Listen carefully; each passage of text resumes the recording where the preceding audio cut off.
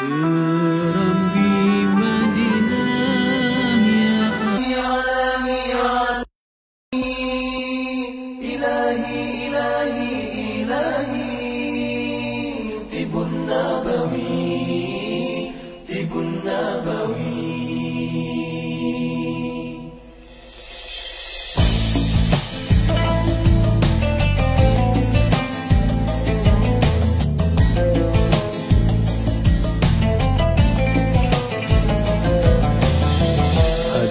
sebuah rasa dari keinsafan dosa, langit pun terbuka, bintang bertaburan, indahnya tawakal. Ud'uni astajib lakum.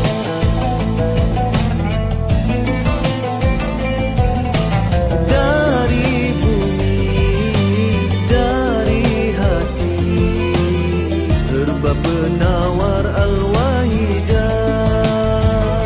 halalan tayyiban ya syafi ya syafi ya syafi anta syafi ya syafi ya syafi ya syafi anta syafi ya ilahi ya ilahi.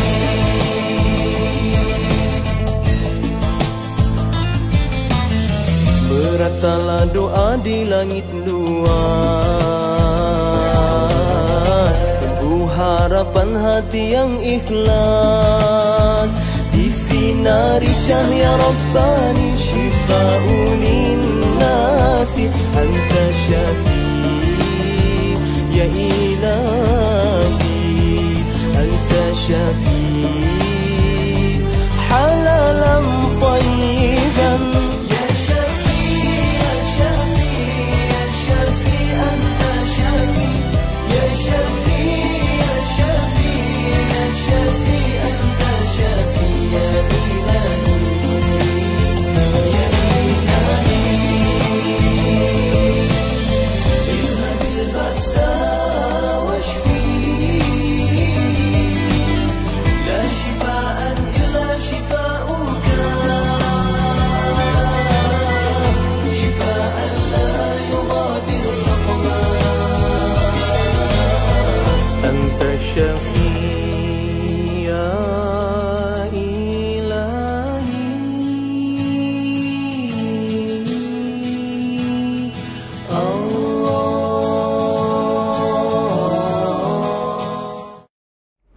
Assalamualaikum warahmatullahi wabarakatuh. Alhamdulillahirabbil alamin, wassalatu wassalamu ala asyrafil anbiya'i wa mursalin sayyidina Muhammad wa ala alihi wa sahbihi ajmain. Apa khabar Bapa, Ibu, tuan-puan sekalian di mana juga berada? Pada hari ini bersama-sama lagi dengan Pak Haji ya, kita mengkaji herba, mengkaji kebesaran Allah di atas muka bumi ini untuk kita bertadabbur, fikir dan zikir. Fikir bahawa yang Allah ciptakan ini tidak ada suatu pun yang sia-sia. Zikir dengan kita mengembalikan kepada Allah. Wa ilallahi turja'un umur. Kepada Allah lah kembali segala urusan. Masya Allah. Bidang yang kita tekuni ini ialah dalam bidang perubatan herba. Bila kita kata belajar dalam perubatan herba ini, perubatan yang membawa kita kepada tauhid, ya, kepada ubudiyah lillahi wahdah, tauhid kepada Allah Subhanahu wa taala, dan menjauhi syirik, dan kita mengangkat keimanan kepada Allah Subhanahu wa taala dengan berbingkaikan dengan Al-Quran sunnah Nabi sallallahu alaihi wasallam supaya hidup kita selamat dunia dan akhirat, insya-Allah. Jadi pada hari ini kita akan membincangkan tentang anemia, yakni kurang darah. Satu yang menarik ya, kurang darah ini banyak masalahnya. Kalau anak-anak kecil kalau kurang darah, apa yang akan terjadi? Pertama, nampak macam malas. Sebab itu kalau kita marah anak kita, kenapa kamu ni malas ini, suka tidur je. Kerana dia memang dia letih, dia lemah, dia tak kuat, dia nak tidur saja. Itu bukan sifatnya, tetapi kerana dia masalah anemia. Tetapi setengah ibu bapa yang tak faham, marah dia bangun pun dia tak kuat, nak mengangkat mata ini pun tak kuat. Macam mana dia nak pergi, nak pergi bersukan dengan kawan-kawan. Kalau di sekolah dia tak suka sukan lah, dan orang pun tak mahu masukkan dia dalam tim, sebab nanti tim itu pasti kalah, sebab tak kuat, berlari pun tak kuat. Masya Allah. Jadi anak-anak ini dia menyimpan sebuah perasaan tersendiri. Kenapa orang lain boleh kuat, kenapa dia lemah? Jadi begitu juga dia selalu disingkirkan daripada kawan-kawannya. Sebab apa? Sebab kawan-kawannya aktif, mereka nak bermain dan sebagainya. Jadi membawa dirinya itu bermasalah. Misalnya dia pun tak boleh kena sejuk. Kalaulah kawan-kawan nak pergi mandi di dalam sungai misalnya, tak mahu dia pergi. Kalau dia pergi itu biru habis jari-jarinya itu. Begitu juga kita tengok giginya kadang-kadang terkancing gigi. Sebab apa? Sebab dia sejuk, dia anemia. Ya. Jadi kawan-kawannya sudah pasti tak mau bawa dia pergi, nanti akan datangkan masalah. Begitu juga dengan mandi laut. Mandi laut juga sama. Jadi pendek kata, masalah untuk anemia ni banyak masalah sebagainya. Kalau dia tidur itu kadang-kadang dia mimpi yang aneh-aneh, mimpi yang halusinasi, mimpi yang menakutkan. Itulah tanda-tanda anak-anak yang anemia. Jadi oleh sebab itu maka kita perlu memikirkan bagaimana cara, bukan untuk kanak-kanak saja, untuk dewasa juga, bagaimana perawatan untuk anemia ini. Jadi pada minggu ini itulah yang Pak Haji nak sebutkan. Makanan bagi orang anemia yang sejuk-sejuk langsung tak boleh. Kadang-kadang kalau dia ambil makanan-makanan yang sejuk, apatagi buah-buah sejuk, kalau lagi ambil ais pun tak boleh, minum air ais sakit. Anemia ni diikuti dengan migrain. Dia ada hubungan itu dengan migrain. Jadi kalau kata anemia selalu migrain. Sebab apa? Dia akan sakit kepala. Kalau dia minum air ais sakit kepala, minum jus pun kadang-kadang sakit kepala. Jadi itu adalah antaranya. Buah pun begitu juga. Kadang-kadang dia makan buah dia sakit kepala sebagainya. Jadi oleh sebab itu, itulah banyak masalah sebenarnya anemia ini. Kalau dia ambil nasi lemak pun menyebabkan dia sakit kepala. Kalau jadi anemia, kemudian jadi penyakit yang lain. Misalnya orang yang ada anemia dan ada kolesterol, jadi lagi susah, lagi bermasalah. Sebab anemia ni dah kurang, kolesterol pula dalam satu hal yang sama. Jadi itu adalah di antaranya bagaimana Pak Haji nak terangkan pada ni, bagaimana kita merawat bagi orang yang mempunyai sakit seperti ini. Berdasarkan pada pengalaman perubatan jawi yang kita apply, alhamdulillah dengan izin Allah sembuh. Dengan insya-Allah, dengan izin Allah. Baik, kemudian satu lagi, orang yang anemia ini juga seperti mana Pak Haji kata, dia tidak ada tenaga, lemah, dan apa yang Pak Haji nak sebutkan bahawa mereka ini juga adalah menjadi habit suka makan atau minum sesuatu yang tawar, tak suka yang manis-manis. Itu jadi habit pula, itu di antaranya. Dan begitu juga kadang-kadang dia akan jadi pengsan di mana, dalam bilik air, pengsan, itu anemia juga, kurang darah dan sebagainya. Jadi oleh sebab itu maka banyak masalah yang kita nak ketahuinya. Jadi apabila seorang itu mengambil herba, dia ada anemia, bagaimana pula reaksinya? Itu yang Pak Haji nak sampaikan. Sakit kepala, dia kata, Pak Haji, aku ambil herba ini sakit kepala aku. Sakit kepala, kita pun kata, oh DOC, jangan risau. Itu bukan DOC, bukan direction of care, itu anemia.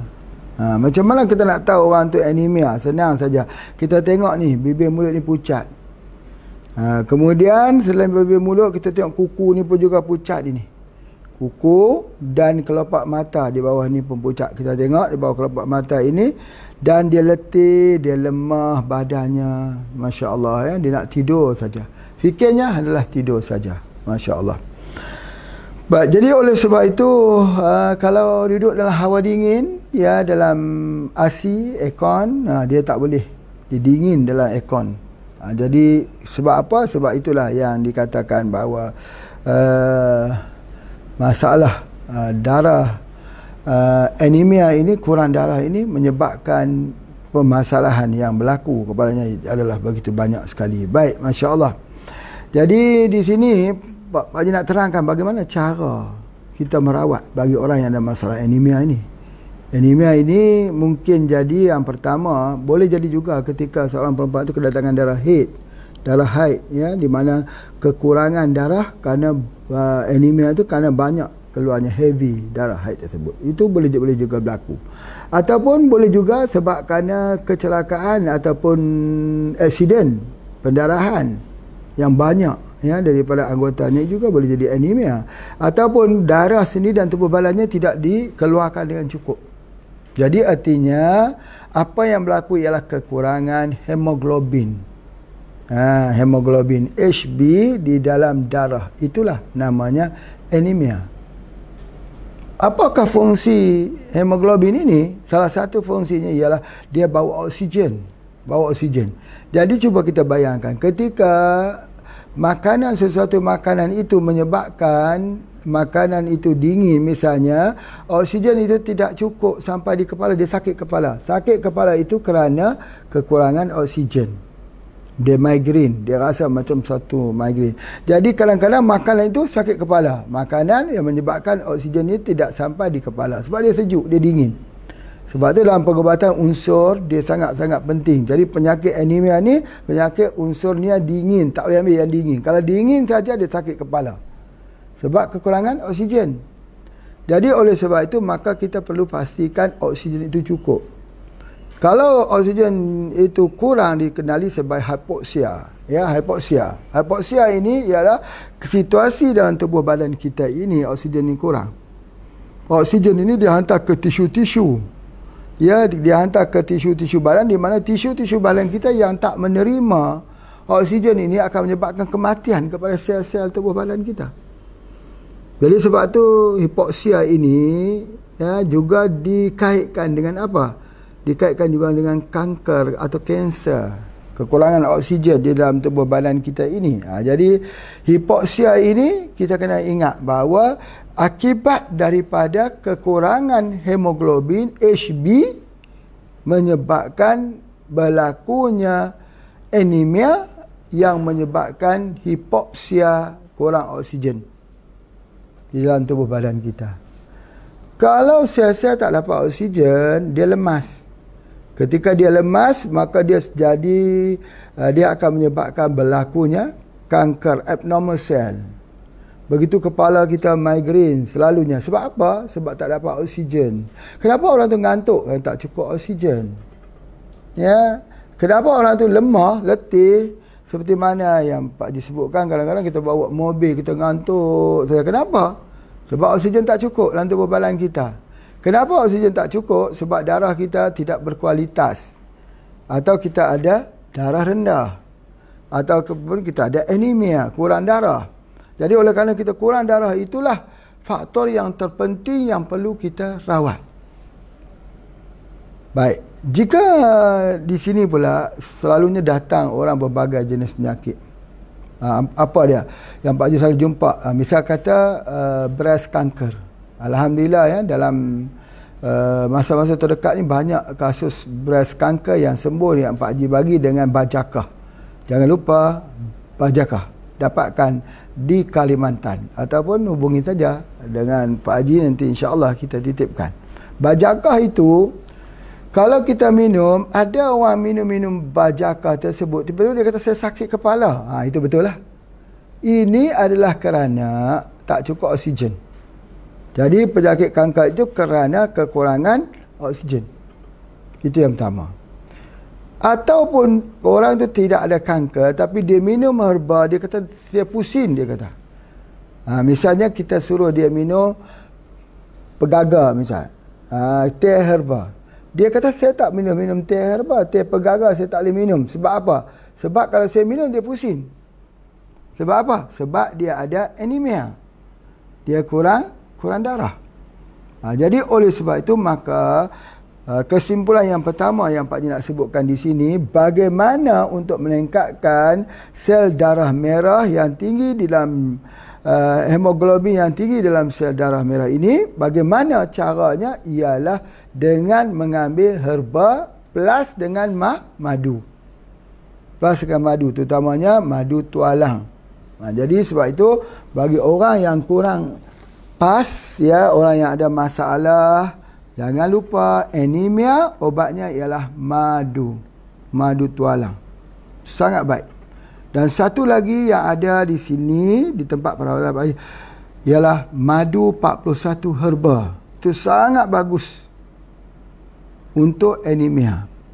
Baik. Oleh kerana anemia ini, kalaulah masih berlaku dalam tubuh badan kita, kita hilang semangat hidup.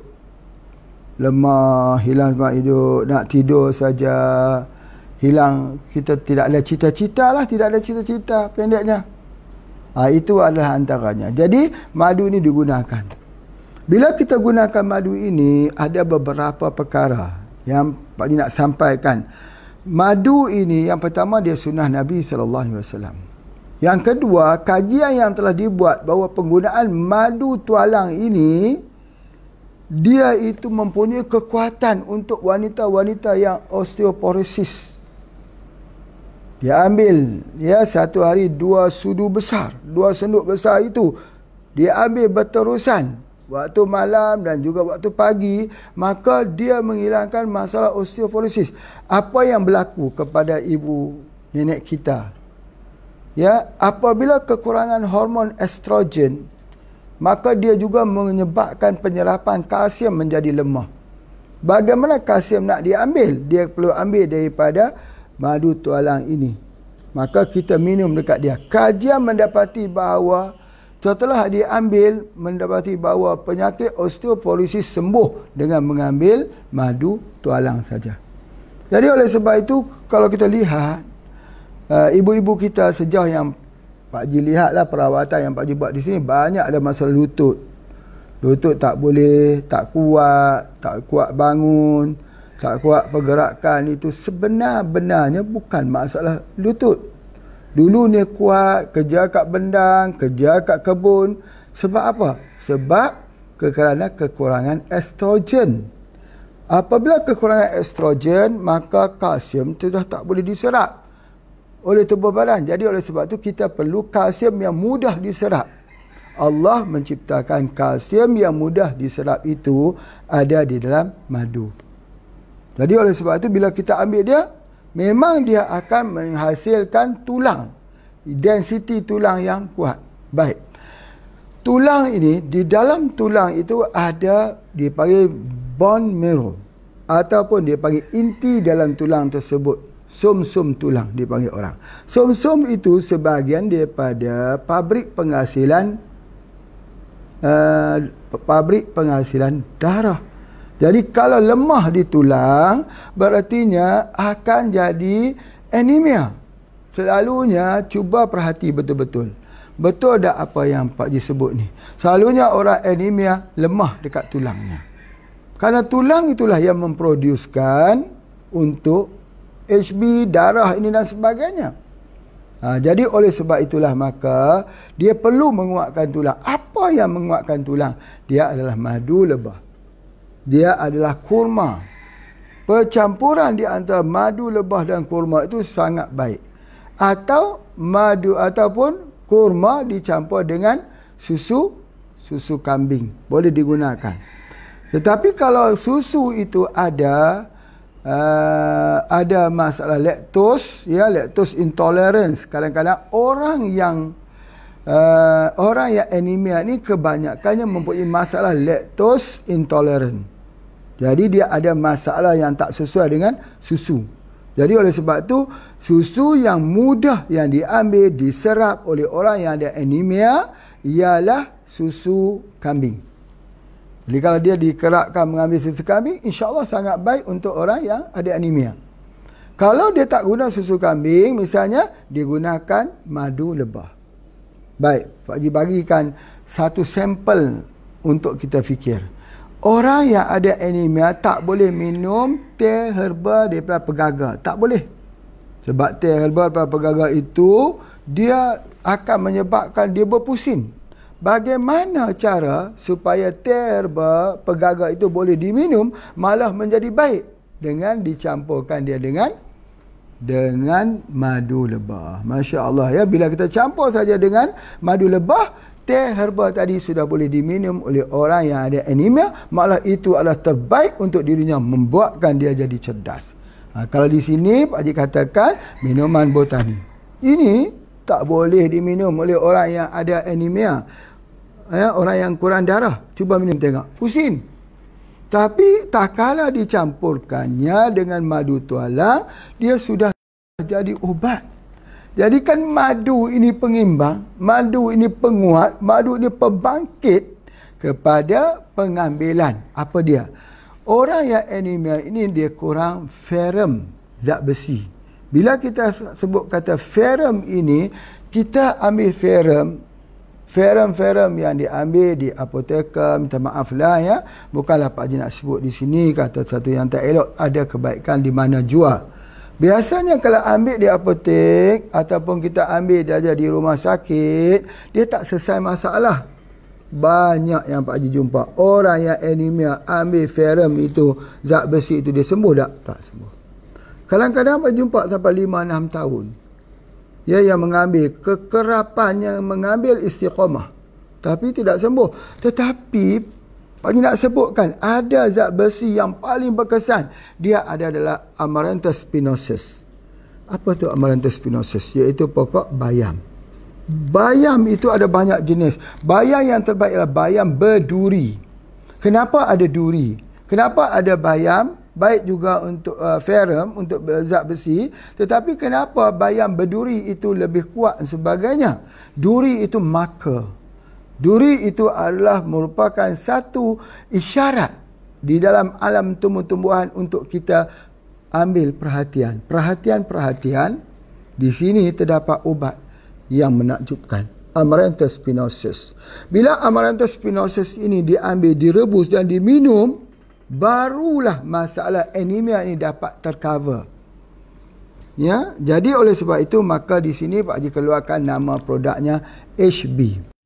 HB ini adalah menggunakan Amaranthus spinosus. Apa dikatakan Amaranthus spinosus ini? Dia adalah merupakan daripada pokok bayam berduri. Ya, bayam merah yang berduri. Jadi Amaranthus spinosus ini dia menggunakan bersama dengan pegaga. Pegaga ni. Pegaga memang betul dia jadi obat. Ubat apa untuk pegaga ni? Ubat untuk memberikan kesan supaya masalah anemia ni. Tetapi kena campur dengan madu. Madu plus madu dan dengan Amaranthus dengan pegaga. Nah, sekarang pegaganya sudah ada di sini dalam HB. Diadun bersama dengan bayam merah, ambil bersama madu. Itu dia pengobatan dia. Inilah yang Pak Haji bagikan satu solusi untuk merawat masalah anemia. Masya Allah. Daripada ini maka hipoksia tidak berlaku. Apa itu hipoksia? Baik. Oleh sebab itu maka bayam berduri ini digunakan untuk merawat penyakit kanker. Bayam berduri digunakan untuk merawat penyakit sis, kista, fibroid. Sebab apa? Sebab dia mengandungi ferrum. Ferrum itu akan membuatkan darah kita, hemoglobin darah kita mencukupi dan darah kita membawa oksigen yang cukup di dalam tisu untuk disupply kepada semua sel-sel. Masih ingat tak lagi tentang perbincangan bagaimana di deep ocean? Deep ocean. Deep ocean, lautan dalam. Lautan dalam itu tidak ada oksigen. Sehingga kan orang membuat kajian, shark don't get cancer. Ikan hiu tak kena penyakit kanser. Kenapa dikatakan shark don't get cancer? Kenapa tak bagi kepada ikan lain? Kerana shark duduk di deep ocean. Lautan yang dalam. Yang tidak ada oksigen. Jadi oleh sebab itu, walaupun tidak ada oksigen, shark tidak ada penyakit kanser. Jadi apa yang Pak Haji nak sampaikan di sini bahawa kebanyakannya kanker itu berlaku, kanser itu berlaku kerana kekurangan oksigen. Itu sangat penting. Kerana kekurangan oksigen itu dikenali sebagai hipoksia. Hipoksia ini membuat tubuh badan kita menjadi asam, menjadi asid. Dan kenapa sakit kita semakin parah pada waktu malam? Kerana pada waktu malam itu asidnya bertambah. Jadi oleh sebab itu, maka tujuan kita mengambil herba ialah untuk mendapatkan oksigen yang cukup. Tetapi oksigen ini tak boleh dibawa kalau darah itu sendiri tidak mempunyai HB yang mencukupi. HB yang cukupi. Jadi HB adalah transportnya, oksigen adalah supply-nya untuk kita supply ke tisu-tisu, dan madu ini adalah untuk supaya dapat kita imbangkan, supaya orang yang ada kekurangan darah, anemia, boleh menggunakan herba tersebut. Kalau tidak, tidak boleh. Kalau kita cuba untuk bagi minum ini kepada pesakit anemia, sakit kepala dia kata. Begitu juga kadang-kadang kita berikan bajakah, sakit kepala katanya. Jadi oleh sebab itu, maka biasanya kalau untuk penyakit atau sakit di kepala ini, biasanya kalau penyakit kepala biasa, sakit kepala biasa, migrain biasa, kita berikan kapsul daripada kapsul manggis. Itu yang biasa. Jadi oleh sebab itu, maka kalau sakitnya itu bukan kerana sakit migrain biasa, tetapi migrain kerana disebabkan kerana kekurangan daripada oksigen, maka kita kena gunakan HB dan madu atau teh herba dan madu. Masya Allah, ini adalah bentuk perawatan yang Pak Haji nak sebutkan. Sebab itu minta maaf, orang yang ada anemia, dia makan nasi lemak pun dia sakit kepala. Lepas tu dia rasa nak tidur. Lepas tu dia rasa ngantuk. Sebab apa? Ngantuk kerana kekurangan oksigen. Jadi itu adalah di antaranya yang Pak Haji nak sampaikan. Baik, seterusnya. Di dalam pengobatan kita, ada satu istilah yang Pak Haji nak ungkapkan, iaitu hipoksia ni. Hipoksia ni iaitu kekurangan dia punya oksigen dalam tubuh badan kita. Bagaimana nak mendapatkan oksigen yang cukup pada kita? Baik, salah satunya ialah untuk masalah anemia ini, ya, anemia ini kita boleh menggunakan shock catalyst. Shock catalyst itu dia memanaskan tubuh, dan orang yang kena anemia ini dia tidak boleh dingin. Kalau dia dingin, dia bermasalah. Duduk di dalam hawa dingin pun dia bermasalah. Naik di tempat dingin dia bermasalah. Sebab dingin itu akan membuat aliran darah kita itu tidak kuat. Jadi oleh sebab itu orang pergi spa. Oleh sebab itu ada sauna. Oleh sebab itu ada pijatan. Tujuannya adalah untuk menghangatkan tubuh agar darah kita itu mengalir bagus, blood circulation-nya bagus, dan membawa oksigen cukup pada seluruh tubuh badan kita.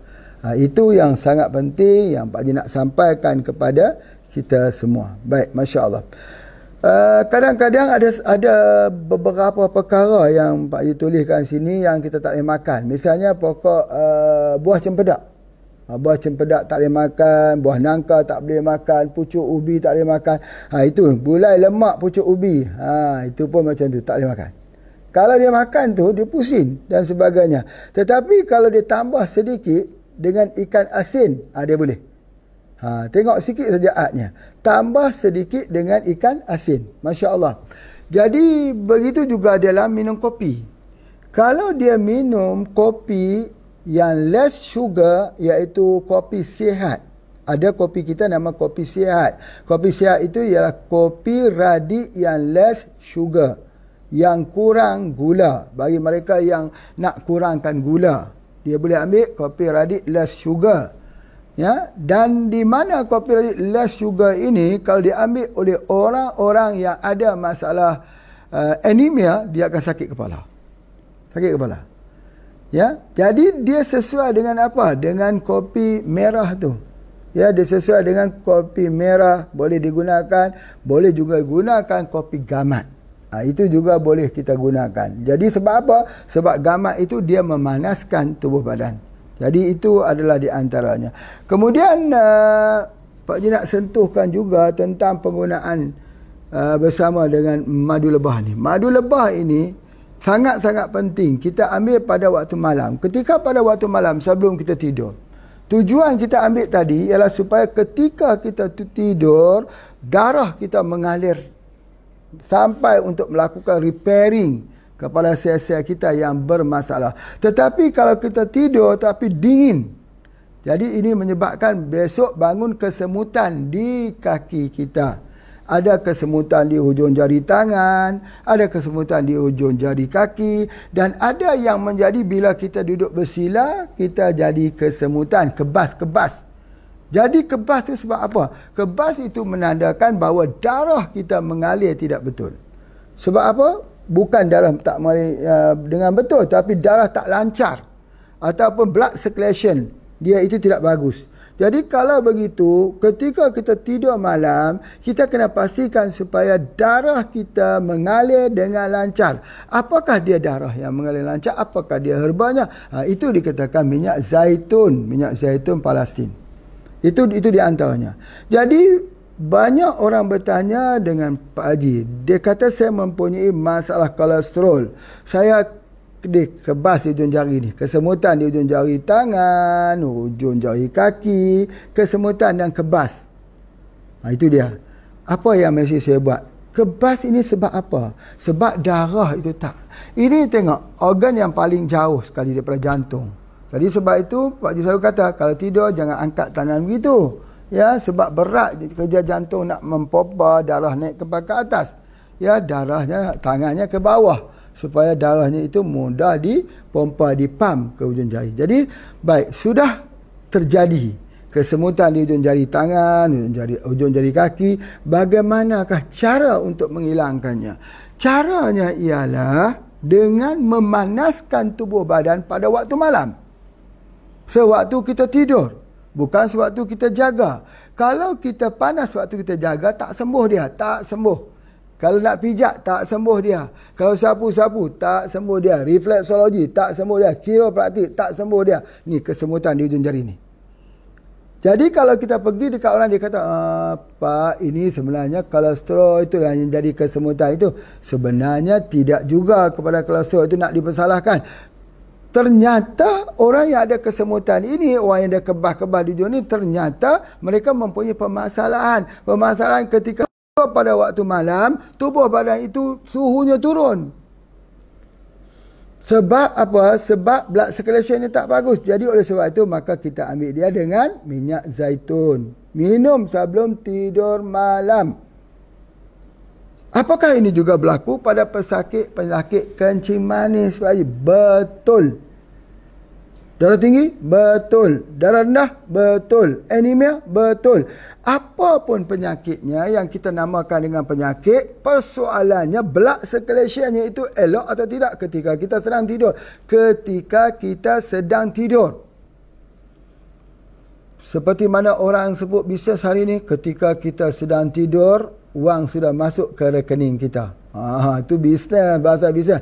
Tapi ketika kita sedang tidur, tahukah kita bahawa darah kita sudah tak mampu lagi dipompa ke ujung jari tangan dan kaki, kesemutan, kebas di esok harinya, bagaimana nak selesaikan? Itulah dia minyak zaitun yang diambil. Masya Allah, Masya Allah. Apa yang ada dalam minyak zaitun ni? Insya Allah nanti kita akan sambung. Terima kasih.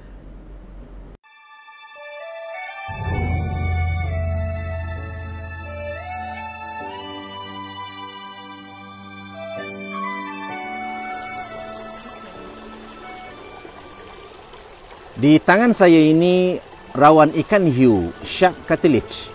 Untuk pengetahuan anda, ikan hiu mempunyai rangka yang terdiri hanya daripada rawan. Sel Shark Cartilage Plus adalah racikan dan formulasi istimewa Tuan Haji Ismail bin Haji Ahmad, owner dan founder HPA International.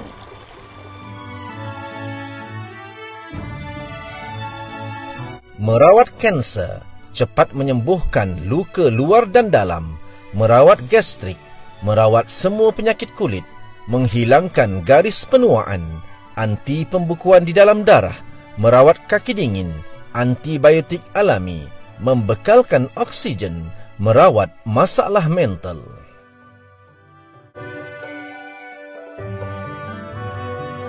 Alhamdulillah, telah banyak testimoni kesembuhan daripada penggunaan Shark Cartilage HPA biiznillah.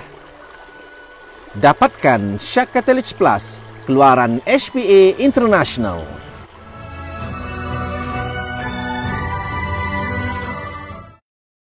Alhamdulillah, kita sambung lagi. Ya, pertanyaannya ialah apakah yang ada dalam minyak zaitun ini? Bolehkah minyak zaitun ini langsung diambil oleh orang-orang yang ada masalah anemia? Ini pun satu perkara yang Pak Haji nak sebutkan tadi. Tadi ni Pak Haji membicarakan tentang orang yang ada kesemutan, ada kebas di sini kerana kadar kolesterolnya tinggi. Ataupun ada kesemutan ini bukan kerana kolesterol tapi kerana blood circulationnya itu. Kerana oksigen dia tak sampai di ujung-ujung ni. Jadi maka kita gunakan minyak zaitun. Bila kita menggunakan minyak zaitun ni, dia ada 3 omega. Omega 3, omega 6 dan omega 9. Ketiga-tiga omega ini dia merangkul suatu kerja, iaitu untuk pembaikan darah supaya stabil. Jadi kalau darah itu kental, ada omega 3. Kalau darah itu cair, ada omega 9. Jadi oleh sebab itu maka dia imbang. Minyak zaitun ni adalah imbang. Ya, dalam Quran disebut dia tidak di timur, tidak di barat. Dia keseimbangan. Baik. Jadi oleh sebab itu maka kita boleh guna minyak zaitun. Boleh tak kita gunakan minyak habatus sauda? Bagus untuk orang anemia, gunakan minyak habatus sauda. Tetapi apa juga orang-orang yang anemia ini, kalau dia guna minyak zaitun atau minyak habatus sauda atau dia guna minyak VCO, dia akan jadi, pertama sekali dia akan sakit di kepala. Sakit di kepala itu sama seperti ada satu perkara yang memenuhi dalam kepala tersebut. Jadi untuk itulah maka dia kena gunakan, maksudnya ambil air panas, masukkan madu sedikit dalam air panas tersebut, masukkan sikit minyak habatus sauda. Bisa ambil, bisa minum untuk minyak habatus sauda. Tak jadi masalah kepada orang darah, orang yang anemia, tetapi dia memperbaiki anemia tersebut. Tapi harus campur dengan madu. Begitu juga minyak zaitun. Harus dicampur dengan madu. Jadi oleh sebab itu hipoksia ini, dalam istilah hipoksia tadi, kerana kekurangan oksigen dalam darah itu, boleh ditambah dengan percampuran minyak dan madu. Boleh. Kita boleh buat untuk menghilangkan hipoksia ini dengan penambahan oksigen dengan menggunakan madu dan juga minyak. Dengan menggunakan minyak zaitun dan juga minyak. Begitu sama seperti kita gunakan minuman botani pegagal dengan minyak. Jadi kalau begitu, sudah tentu bapa, ibu, tuan-puan dapat memahami kalau ada kesembuhan adanya pada asal, ada pada madu. Betapa banyak dan besarnya fungsi madu, khususnya untuk mengalirkan oksigen yang ada dalam, supaya di dalam darah kita itu mempunyai kekayaan oksigen. Itu yang penting. Jadi oleh sebab itu maka di dalam perawatan anemia maka perlu menggunakan madu. Baik. Yang kedua, Pak Haji telah cerita tadi pasal menggunakan susu. Jadi oleh sebab itu kembali kepada dua, susu dan juga madu. Ada di kalangan boleh kita jumpakan, boleh kita gunakan madu, madu ini kita campurkan dengan herba, begitu juga dengan susu yang kita gunakan campur dengan kurma. Boleh ambil susu bersama HB. Boleh ambil susu bersama dengan yang lain. Kerana apa? Susu ini khususnya untuk darah. Kerana nak menjadikan darah itu berkualiti, maka perlu masuk sama ada susu kambing ataupun daripada madu. Kena ada sinergi itu. Baru dia akan pulih semula tulang kita. Bila tulang itu pulih semula, maka tulang ialah yang mengeluarkan darah. Sum-sum tulang itu yang mengeluarkan darah. Maka tulang jadi kuat. Bila tulang jadi kuat, maka dalam otomatisnya oksigen cukup dalam tubuh badan kita. Itu dia punya permasalahannya. Selalunya kalau orang sakit datang menceritakan, saya sakit lutut, saya tulang saya lemah, pasti satu soalan saja. Kita boleh bertanya, Biasanya waktu malam, waktu pagi, bangun waktu pagi sakit kepala. Sakit kepala dia tak betul. Sakit kepala itu kerana kurang oksigen. Begitulah juga dengan tulang yang kurang oksigen. Jadi oleh sebab itu zat ferrum ini diperlukan. Zat besi itu diperlukan. Di mana kita boleh dapat zat besi? Kita boleh dapat daripada HB. Produk HB, Amaranthus spinosus, Centella asiatica daripada ini. Ya, maka kita boleh dapat banyak lagi, iaitu moringa. Di sini Pak Haji nak terang sikit pasal moringa. Moringa ini selalunya kita kata bagus, superfood. Ya, tetapi moringa ini harus diambil bersama dengan madu. Kalau moringa tak ambil dengan madu, dia jadi sejuk dalam tubuh badan kita. Sebab tu banyak orang kata, Pak Haji, saya minum ataupun saya buat sayur, ya, sayur, saya makan moringa, tapi dingin, badan saya sejuk, ngilu di sendi-sendi. Tak cukup tak cukup suhu. Bahan pemanas. Apa bahan pemanas? Madu. Jadi itu adalah di antaranya. Baik. Jadi oleh sebab itu ingat, dalam tanda kutip yang Pak Haji nak bagi tahu dekat sini, bahawa orang yang ada masalah anemia harus dia menggunakan madu dan kurma dan susu. Cari keserasiannya. Di mana keserasiannya? Baik. Bagaimana kalau anemia itu misalnya kurang darah disebabkan kerana darah heavy, darah bulannya, darah haidnya itu heavy, keluar banyak, ya, sudah jadi darah istihadah, keluarnya banyak menyebabkan dia jadi kurang darah.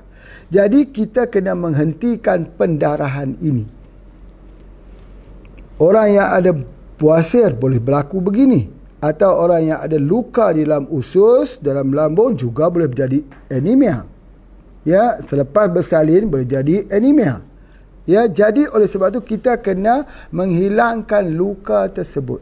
Bagaimana cara nak menutup luka di dalam tubuh badan kita ini? Itu sangat penting. Maka salah satunya ialah gunakan minuman botani pegaga untuk menghilangkan luka di dalam tubuh badan kita. Jadi yang kedua, HB juga menghilangkan luka.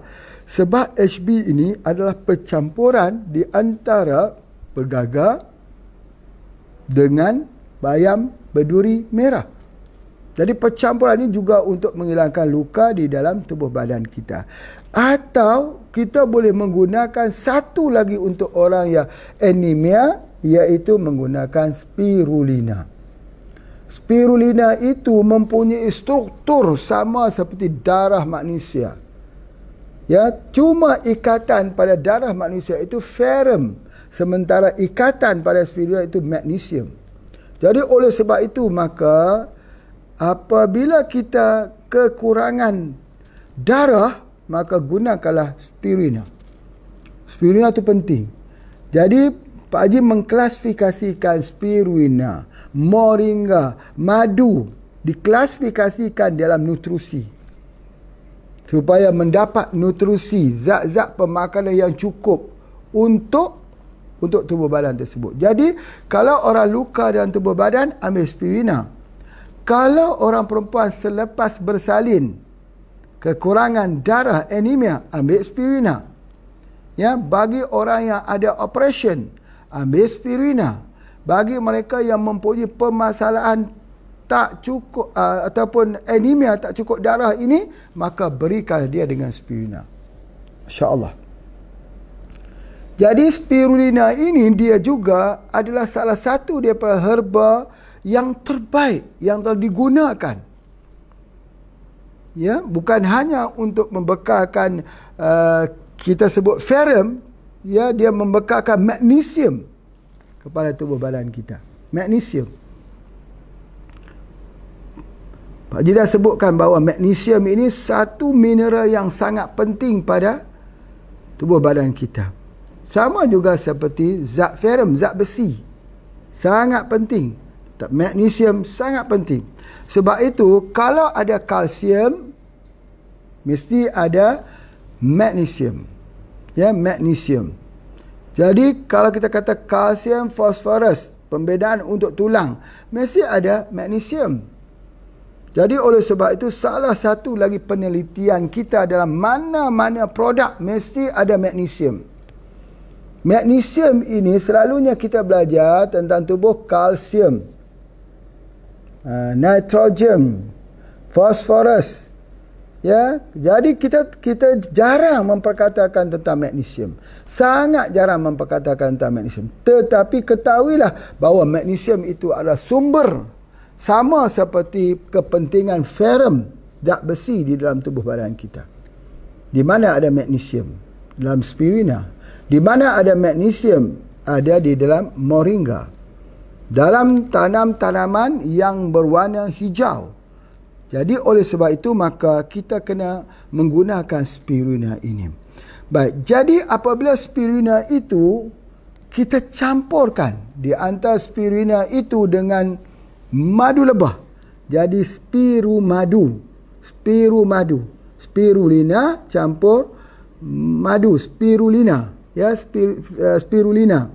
Jadi spirulina ini iaitu percampuran dia di antara madu lebah itu dengan spirulina. Jadi itu sangat penting. Ya, jadi kalau kita tak campur, ambil saja spirulina, campurkan saja dengan makan minum bersama dengan madu lebah. Syarat dia begitu. Sebab apa? Sebab dia perlu kepada badan yang hangat, badan yang warm. Kalau kita tak mau ambil madu lebah ini, kita boleh ambil zanjabil halia, minum air halia. Supaya herba yang kita ambil itu dia boleh diserap bila dia panas. Soalannya, kalau kita ambil herba, tubuh badan kita itu sejuk, dia tidak mengeluarkan enzim untuk pencernaan yang bagus. Jadi herba itu airnya terbuang dalam usus saja. Jadi yang kita mahu supaya dia dapat diserap. Bagaimana cara untuk dapat serap? Mesti ambil madu. Jadi bapa, ibu, tuan-puan sekalian, Pak Haji nak sebutkan di sini bahawa yang menjadi permasalahan bagi orang yang mengambil herba, salah satu permasalahannya ialah tubuh badannya itu dingin. Tubuh badannya dingin. Jadi kalau tubuh badan dingin, berartinya apa? Hipoksia. Hipoksia ini bagaimana caranya? Madu lebah bagi hangat, susu bagi hangat, dan herba-herba untuk supply oksigen yang mencukupi pada tubuh badan tersebut. Jadi itu adalah antaranya, iaitu mengambil spirulina. Spirulina ini mendatangkan tenaga. Orang yang ada masalah anemia, lemah tenaga. Spirulina ini menguatkan tubuh badan kita. Ya, jadi orang yang nak tidur banyak, ambil spirulina. Dia tak tidur. Pasal apa? Sebab hipoksia, kekurangan oksigen itu dapat diatasi. Jadi spirulina ini juga untuk luka. Kerana luka kalau kurang oksigen, dia susah untuk sembuh. Jadi oksigen ini digerakkan oleh siapa? Digerakkan oleh spirulina. Jadi spirulina salah satu daripada nutrisi herba yang paling baik untuk digunakan bagi orang-orang yang ada anemia. Khususnya kita gunakan juga spirulina. Masya Allah, itu adalah sebahagian daripada pengobatan kita. Yang seterusnya, bagaimana kita nak mendapatkan daripada zat besi itu, kita boleh juga mendapatkannya daripada gamat. Gamat, kapsul gamat juga sangat-sangat bagus untuk orang yang ada masalah anemia. Kita berikan kapsul gamat. Jadi apabila kita berikan kapsul gamat itu, dia akan memanaskan tubuh badan. Bila dia panas tubuh badan, berartinya dia mendapat supply daripada zat besi yang tinggi, insya-Allah, maka pada ketika itu blood circulation kita bagus.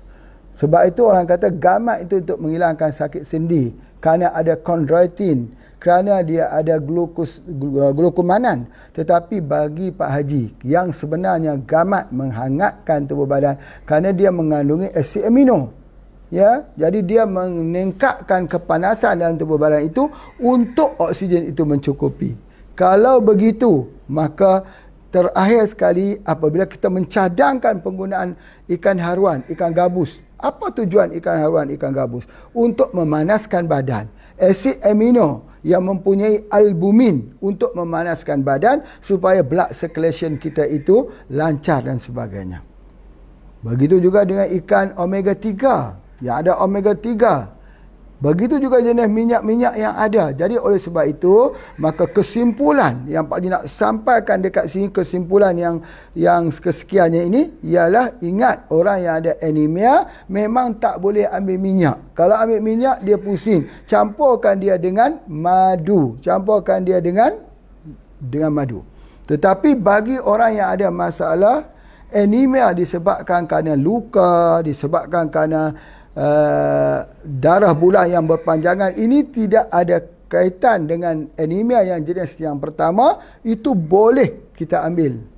Ya, boleh kita ambil. Di sudut kita mengambil minyak, dan jangan lupa untuk mengambil haruan, mengambil gamat, mengambil jahe, sesuatu herba yang bersifat hangat. Sebab dengan panas itu dia akan menyebabkan blood circulation kita itu menjadi bagus.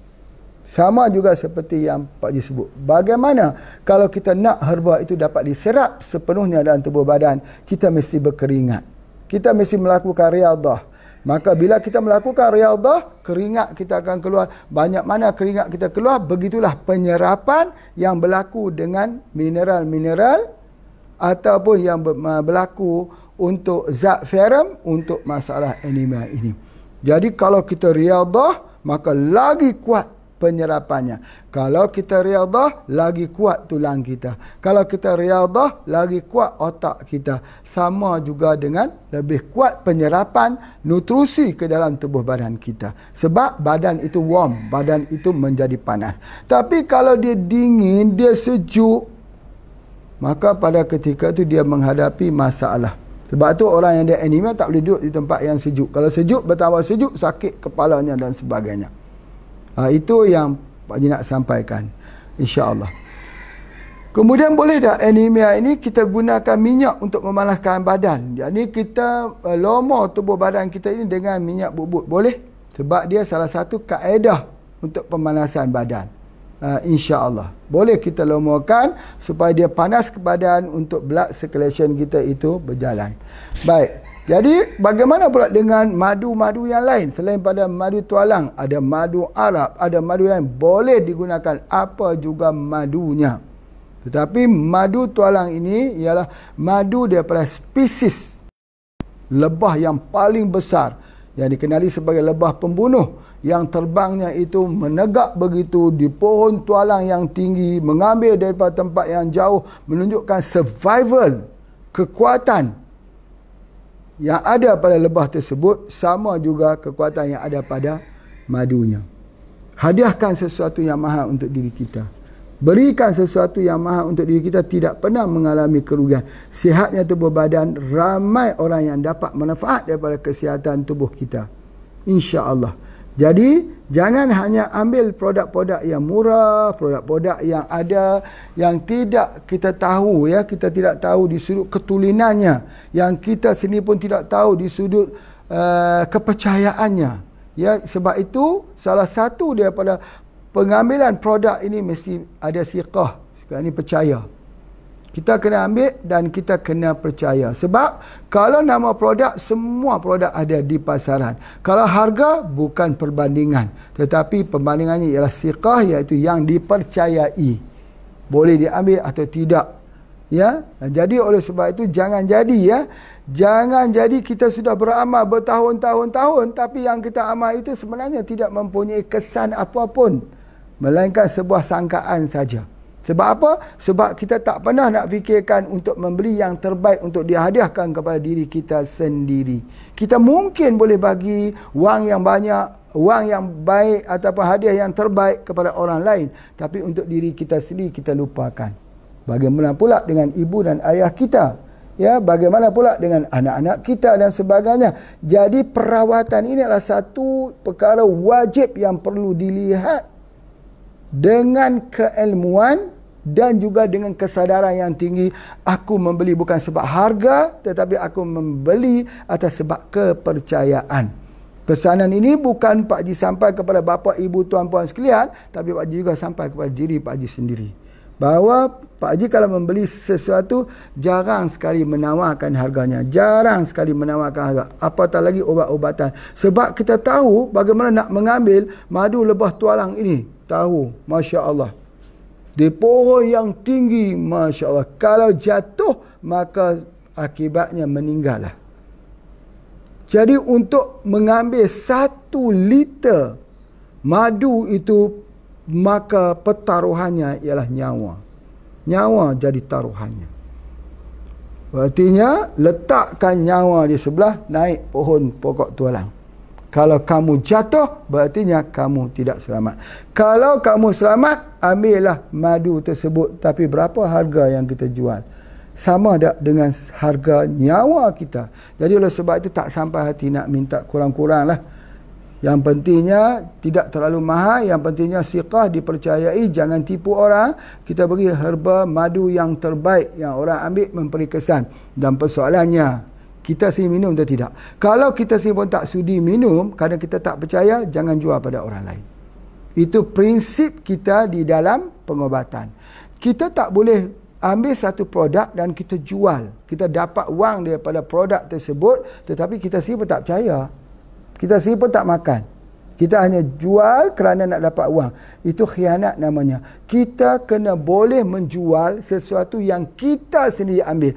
Anak keluarga kita ambil. Kalau kita kata kopi radik, mai secawan, black radik, radikku. Kalau kita katakan minum, berartinya kamu kena minum dulu. Kita tidak boleh.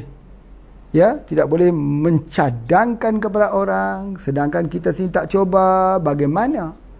Ya, bagaimana kita nak menjadikan herba ini sebagai salah satu daripada budaya package kehidupan kita seharian. Herba, jangan ditanya bila saya amal herba, bila nak berhenti herba ni, jangan tanya begitu. Herba kita ambil berterusan. Dan harus ada pergantian-pergantian herba. Kalau dalam bulan ini kita ambil herba ini, kita dah siap dah. Nanti bulan depan ditukar pula dengan herba yang lain. Supaya dia terjadi. Ya, dia terjadi kesempurnaan dengan herba-herba yang kita ambil itu. InsyaAllah, bagi mereka yang usianya seperti usia Pak Haji ini, pasti kita bukan mobil baru yang boleh sempurna semuanya. Pasti ada kekurangan. Yang penting kekurangan bukan untuk dikesali, kekurangan bukan untuk kita ratapi, tetapi kekurangan itu untuk kita atasi. Bekerja, berjuang, dapatkan rezeki, beli herba-herba ni, kita amal dengan penuh suksesnya. Botol-botol yang sudah habis disusun di tepi-tepinya, menandakan kejayaan kita. Banyak botol-botol yang dah habis itu letak di sebelah. Ya, menjadi satu pameran koleksi yang dipamerkan bukan pada orang ramai, pada diri kita sendiri, menandakan bahawa aku telah pun mengambil herba-herba ini. Herba tidak seperti kimia. Kalau kimia kita sudah bawa sekantung obat, berartinya tunggulah masa yang paling hampir pasti ada masalah operasi, kemoterapi, laser, X-ray, dan akhirnya kita menghadapi masalah sulit seperti terpuruk, jatuh dalam lubang, sukar untuk keluar. Herba tidak. Semakin banyak kita amal, badan kita semakin tercover, dan insya-Allah Allah bagikan kita kesihatan sampai segar, bugar di usia senja. Itu bahasa Jawanya, bugar di usia senja. Mudah-mudahan begitu. Kita tak susahkan orang. Hidup kita insya-Allah, mudah-mudahan Allah berikan pada kita kesihatan, kebajikan hidup di dunia dan juga di akhirat. Baik, terima kasih kepada semua yang menonton pada hari ini. Kita jumpa lagi pada esok. Assalamualaikum warahmatullahi wabarakatuh.